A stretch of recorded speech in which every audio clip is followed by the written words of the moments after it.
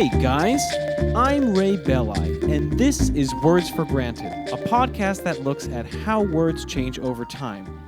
If you love the podcast, you can show your support via Patreon. Just head over to patreon.com/wordsforgranted or follow the link under the Contribute tab at wordsforgranted.com. Every little bit adds up, I promise. For just $1 or $2 a month, which is less than what you'd pay for a bad cup of coffee, you'll gain access to contributors-only bonus episodes. Not only that, but you also get to walk away knowing that you're helping to sustain the output of this independent show.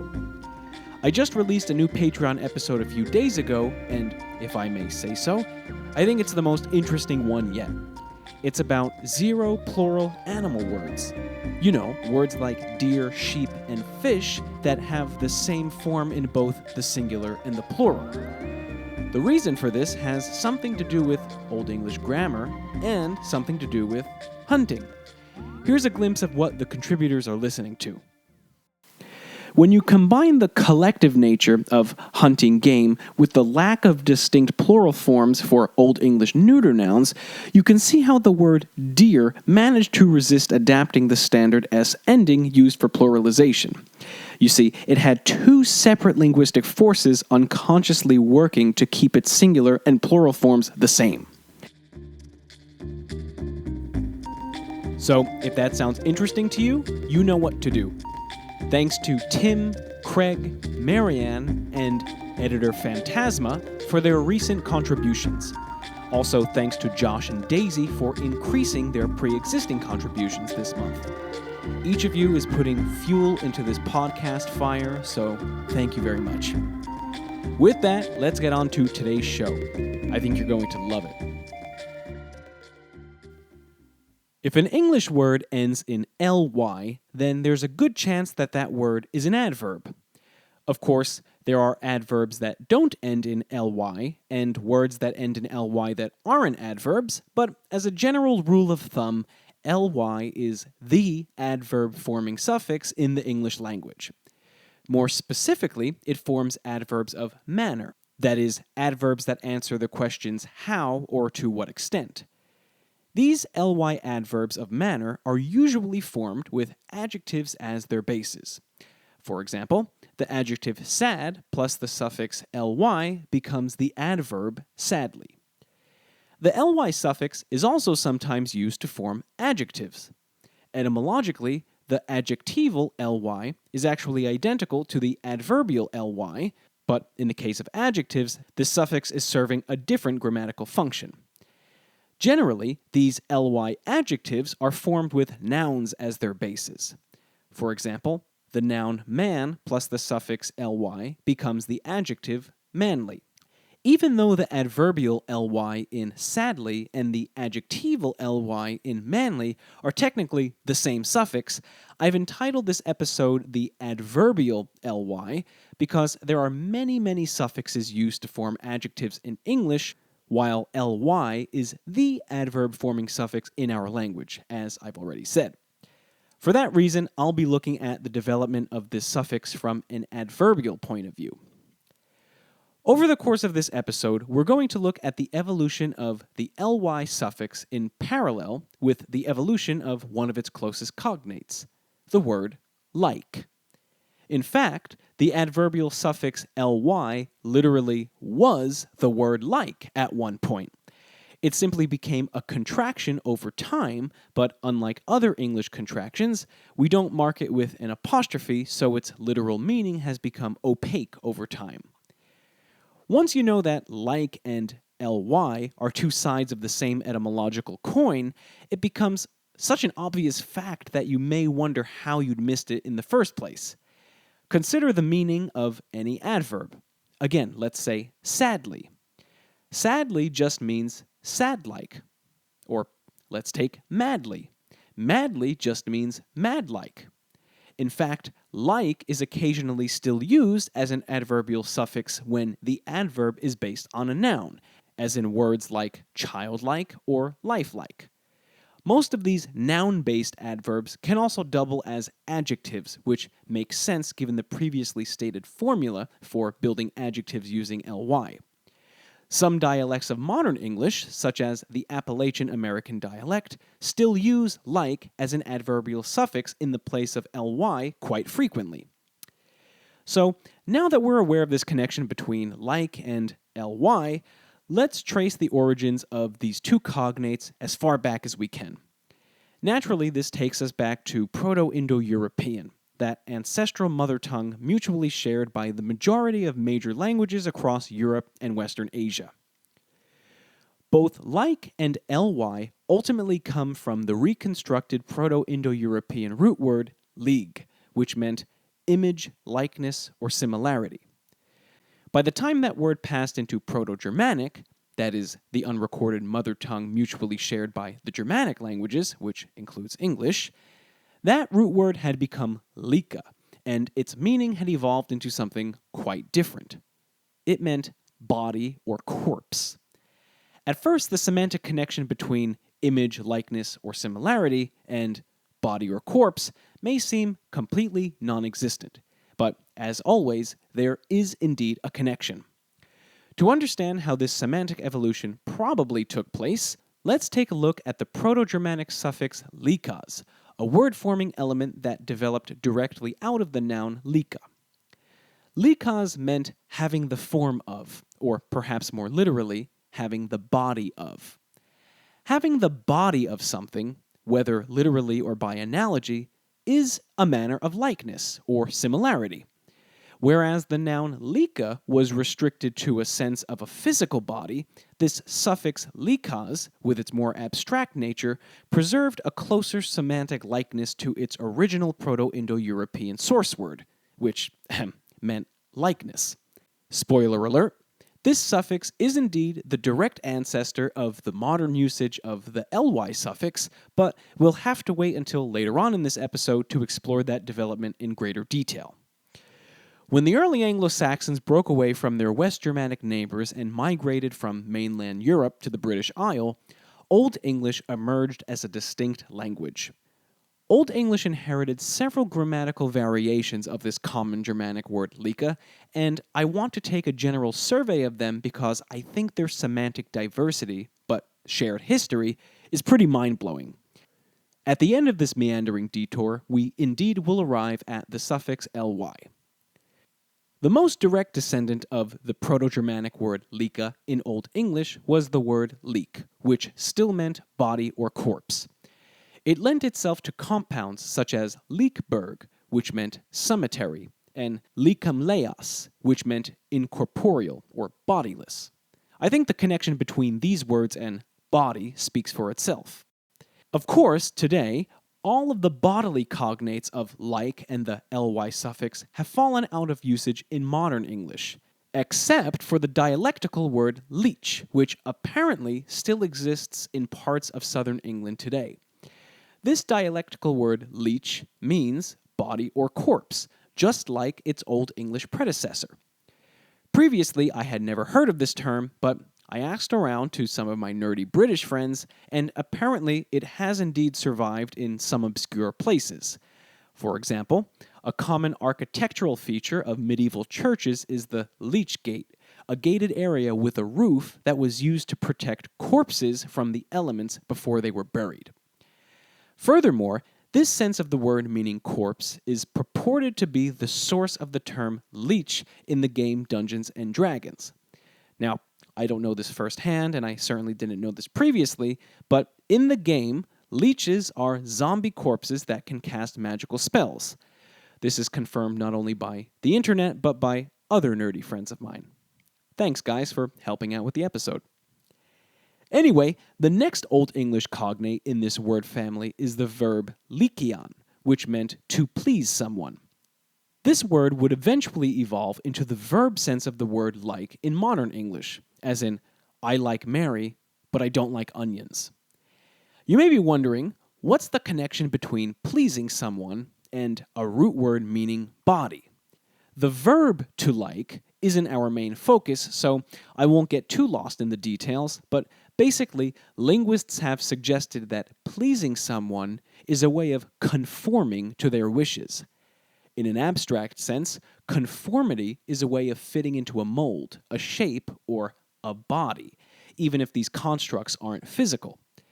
It could also have evolved simply from a sense of literally pleasing the body. Today, to like doesn't mean to please someone else, but rather to please ourselves, so the semantic focus of the word has shifted from the recipient of the verb to the agent of the verb. Next up, we have the Old English word yelic, which meant equal, alike, or similar. This grammatical form of the word is akin to the adjectival sense of the word like in modern English, as in, these apples are like those apples. Yelic is a compound word containing the base word lik and the prefix ye. Ye is a semantically elusive Old English prefix that could mean 1.5 million different things, but in this case, it's a prefix denoting association or similarity. You could literally interpret it as meaning like body or similar body. Obviously, this initial ye prefix has eroded in modern English, both in general and in the specific context of the word like. This is probably due to the influence of Old Norse.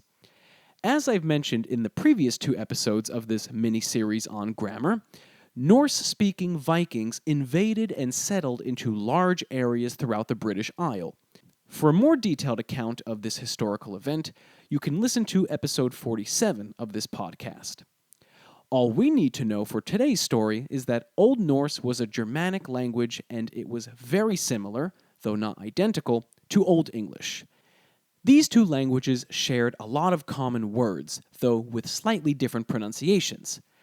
An example of this can be found in the Old English word yelic and the Old Norse word liker. Both are derived from the same Proto-Germanic root word, and both meant equal, alike, or similar.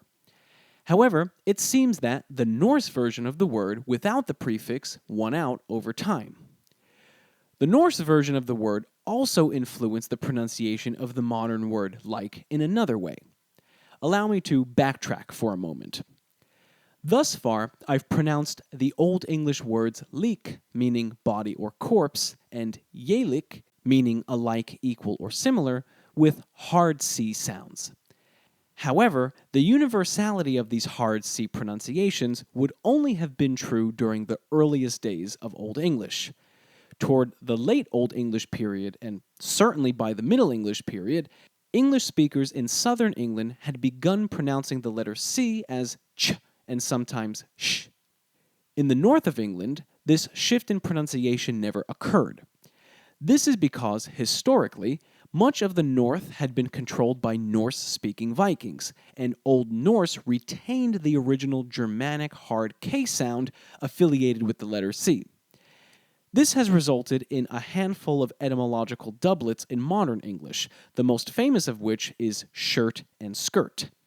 Technically, they're the same word, but shirt comes from a pronunciation from southern England, while skirt comes from a pronunciation from northern England. As you may have already figured out, this means that the Old English words leek and yelic were probably pronounced as leech and yelich in parts of southern England. Now that you know this, it should make sense that the survival of the dialectical word leech into modern English, that word that somehow made it into Dungeons and Dragons, traces its roots back to southern England. Today, we pronounce the word as like and not lich, so this hard K ending suggests that the modern form of the word has a closer affinity to the Norse version recorded in the north of England. And now, for our main feature, the ly suffix. As I briefly mentioned earlier in this episode, the ly suffix is ultimately descended from the Proto-Germanic suffix likas, which, just as a refresher, meant having the form of, or having the body of.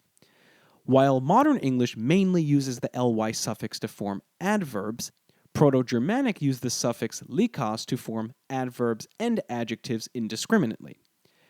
The likas suffix is remarkable to me on several counts. I think it is one of the single best examples of the natural ingenuity of human language. As you well know by now, all of the cognates we've been discussing share a semantic heritage related to the physical body, though in modern English, we don't have a sense of this heritage because all of its original meaning has been lost to time. If you think about it, it's pretty nifty that this ultimate root word lika, meaning body, evolved into an adjectival form that could be used to compare two literal bodies. Again, in modern English, this feature is inherited by the adjectival use of the word like, as in, that apple is like this apple. That apple is a thing, aka a body, and this apple is a thing, also a body. The connection between the adjectival sense of like and a root word meaning body isn't necessarily obvious, but it's also not that mind-blowing. But the fact that a root word meaning body developed into a suffix that's used to denote a similarity between the adverbial form of a word, such as sadly, and a non-bodily, non-physical thing like an adjective, which in this case is the word sad, is to me definitely mind-blowing. It's literally a metaphor that has been implemented into the grammatical structure of our language. The ly suffix poetically superimposes a body onto abstract things in the world that lack one. Sadly is literally sad-like. Sad-like is literally having the body of sad, if sad had a body. However, I've jumped the gun because technically we weren't talking about the ly suffix, but rather the Proto-Germanic suffix likas. However, likas functioned no differently than ly, so the same points can be made for both suffixes. Likas set the trend, and ly carries on the legacy. Now, historically, how did we get from likas to ly? In Old English, likas was shortened to lik, which, depending on both the time period and the region, also would have been pronounced as leech. Like the Proto-Germanic usage of likas, the Old English leech suffix was applied just as frequently to adverbs as it was to adjectives.